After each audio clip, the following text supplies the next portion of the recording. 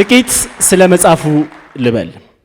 በፈለክ ላይ ምርምር በሚያደርጉ ሳይንቲስቶች እስካሁን የተደረሰባቸው ከ2 ትሪሊየን በላይ ጋላክሲዎች በአጽናፈ ዓለም ውስጥ አሉ። ይህ ማለት 2 ላይ 12 ዜሮን መጨመር ነው። ሂሳብ ውስጥ እንዳገቡ ገና አልተደረሰባቸውም እንጂ ከዚህ በላይ እጅግ እንደሚበልጡ ነው የሚታመነው። ከነዚያ ከ2 ትሪሊየን በላይ ጋላክሲዎች እኛ ያለንባት ጋላክሲ ሚልኪ ዌይ ጋላክሲ ትባላለች።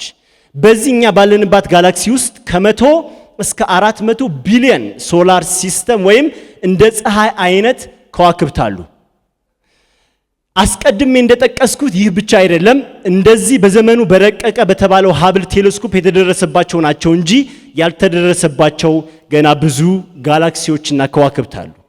እንዳትደነግጡ እንጂ የኛ መኖሪያ የሆነችው ምድር አየር ላይ ተንሳፋ ያውም በከፍተኛ ፍጥነት እየተሽከረከረች ነው ያለችው።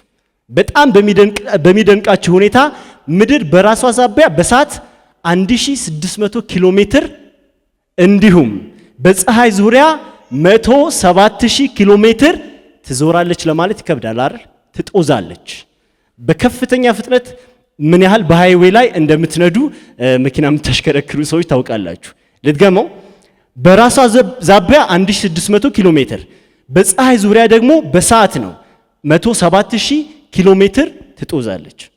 እኛ ከሩቅ ሆነን ክብ ነገር ናት እኮ የምንላት ፀሐይ ምን ያህል ግዝፈት እንዳላት ታውቃላችሁ? 510 ሚሊዮን ኪሎ ሜትር ስኩዌር ስፋት ያላትን ምድር አይነት 1.3 ሚሊዮን ምድሮችን መዋጥ የሚችል ስፋት አላት። ስለ ፍጥረት ዓለም ለማመን የሚከብዱ በጣም አስደናቂ ነገሮች አሉ። እነዚህ ሁሉ ከአእምሮ በላይ የሆኑ ታላላቅ ነገሮች ተሰብስበው እግዚአብሔር አያደርጉትም።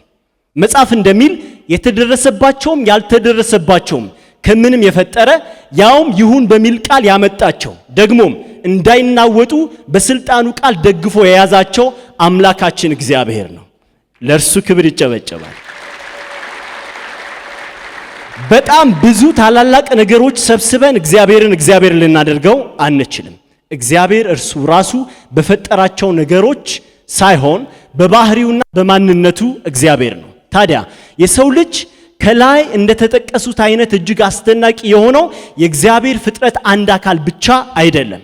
በጣም በሚያስደንቅ ሁኔታና ለማመን በሚከብድ መልኩ ሰው የእግዚአብሔር የባህሪ ተካፋይ ነው። እደግመዋለሁ። በጣም በሚያስደንቅ ሁኔታና ለማመን በሚከብድ መልኩ ሰው የእግዚአብሔር ባህሪ ተካፋይ ነው። ከዚህ የእግዚአብሔር ድንቅ ሐሳብ the great counsel of God ይባላል። በአዳም ምክንያት የሰው ልጅ ቢወድቅም ወድቆ ግን እንዲቀር አምላክ አልፈቀደም።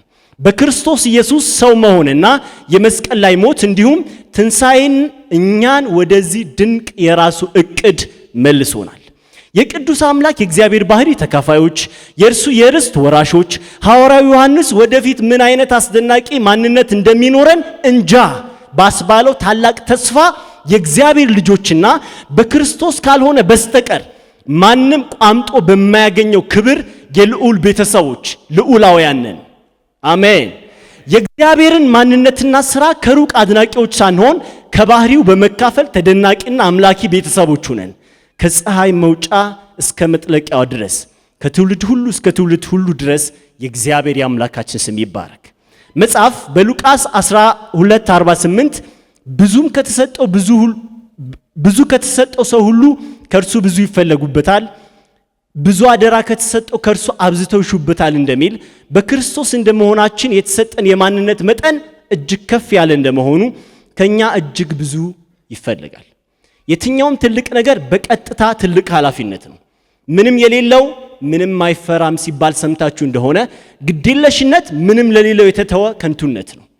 ማንነትና የተቀበሉትን አለማስተዋል እንዲሁ። እኛ ግን እግዚአብሔር የክብሩ ነጸብራቅ የሆነው ብቸኛ ልጁን አሳልፎ ያሰጠ የእግዚአብሔር መልክ ያለብን ትውልድ ነንና ለተሰጠን ክቡር ሕይወትና በዙሪያችን ላሉት ለተቀበልነው ተልኮ እንደሚገባ እደግመዋለሁ እንደሚገባ እንመላለስ ዘንድ በቀጥታ የሚጠበቅብን ኃላፊነት ወይም አደራ አለብን። በይዘቷና በገጾቿ ብዛት ትንሽ ብትሆንም የሰማያዊ ሰው መጽሐፍ መልእክት ይህ ነው። በክርስቶስ በማመን የተካፈልነው ክቡር ሕይወት የሆነ ሕይወትና ማንነት የሚጠይቀውን ኃላፊነት እንወጣ የሚል ጥሪ ታደርጋለች።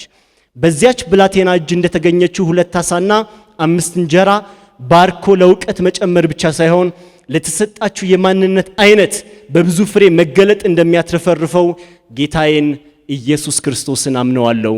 እጅግ አድርጌ አመሰግናለሁ።